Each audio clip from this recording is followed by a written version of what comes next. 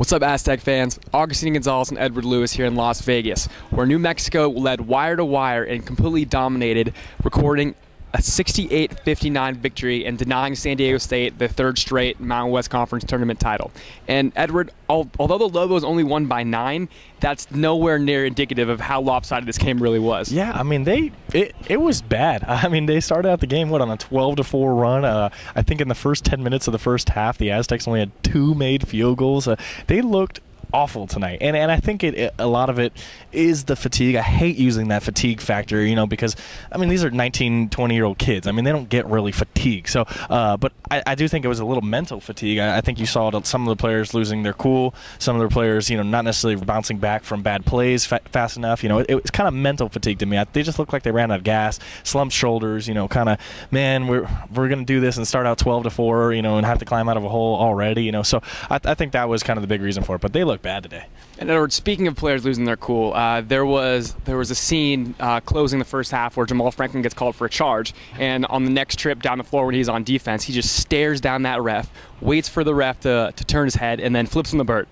Yeah, and I guess some people are drawing it into question now. Jamal, in the post-game press conference, declined to comment and also appeared to deny that he even did it. But it looked pretty blatant to me and you. We were both sitting there watching the referee, watching Jamal, and he just turned to him and did it. So Jamal, the thing about him, the antics he displayed today were pretty opinion moving. He flips the bird to a ref.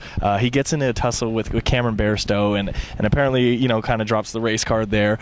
Then he goes and gets into a tussle with UNM's bench. Then later in the game, when the referee puts his hand on him, he says, "Get off me," So he when things are going good for Jamal, he looks fantastic and is the best player in the Mountain West Conference. But when things are going bad, it looked like he was going to be a time bomb today and just draw 2 technicals and get kicked out of the game. I mean, he was borderline there for a minute there, and I know a lot of people were tweeting that when is this technical going to come? So he's got to clean that up. I mean, you can't be flipping the bird to people, getting in tussles all day long. So he's got to get that settled, and he's got to become the player. And that's what they're telling him. No more boneheaded plays, no more stupid antics on the court. Just, that was kind of a rough one to watch. But now that all's said and done, did anything surprise you from the Aztecs in this tournament? What really stood out? To me, they showed that they can be a team that can get to the Sweet 16 or the second round of the NCAA tournament, not just a one and done in that game against Colorado State. I mean, they showed so much to me in that Colorado State game that proved, okay, when this team is on, they're really, really, really good. The other thing I learned is Deshaun Stevens.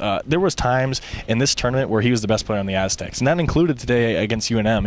He's fiery, man. He's a little spark plug in there, and now he's a little more aggressive on the boards. He's attacking the boards. He's attacking the offensive glass, and he looked good out there. If he can keep it up, keep that consistency, I could even see him replacing some of Tim Shelton's minutes next week.